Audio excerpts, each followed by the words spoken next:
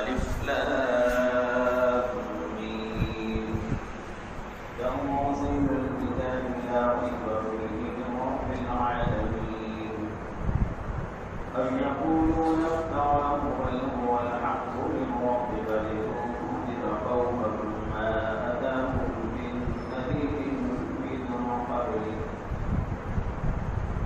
نذير من قبلك لعلهم يهتدون الله الذي خلق السماوات والأرض وما بينهما في 6 أيام ثم استوى على العرش ما لكم من دونه من ولي ولا شفيع أفلا تتذكرون يدبر الأمر من السماء إلى الأرض ثم يعود إليه في يوم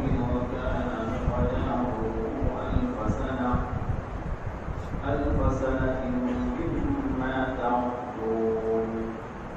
ذلك عالم الغيب والشهادة العزيز الرحيم الذي أحسن كل شيء خلقه وبدأ خلق الإنسان من طين ثم جعل نسله منه سلالة من ماء مهين ثم سواه ونفخ فيه من روحه وجعل لكم السمع والأبصار والأفئدة قليلا ما تشكرون فقالوا أئذا ضللنا في الأرض أئنا لفي خلق جديد بل هم بلقاء ربهم كافرون قل يتوفاكم ملك الموت الذي وكل بكم ثم إلى ربكم ترجعون ولو ترى إذ المجرمون ناكسوا رؤوسهم عند ربهم ربنا أبصرنا وسمعنا فارجعنا نعمل صالحا إنا موقنون ولو شئنا لآتينا كل نفس هداها ولكن حق القول مني لأملأن جهنم من الجنة والناس أجمعين فذوقوا بما نسيتم لقاء يومكم هذا إنا نسيناكم وذوقوا عذاب الخلد بما كنتم تعملون إنما يؤمن بآياتنا الذين إذا ذكروا بها خروا سجدا وسبحوا بحمد ربهم وهم لا يستكبرون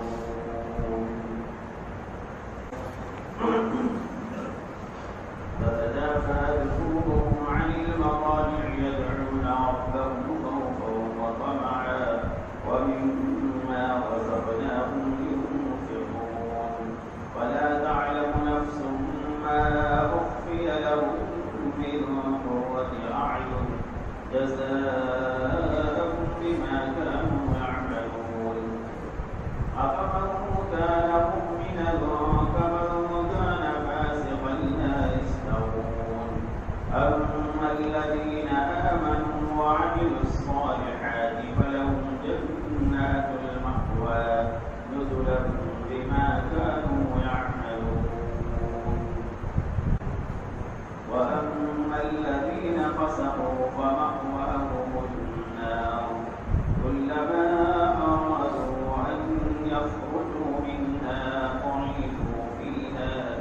وقيل لهم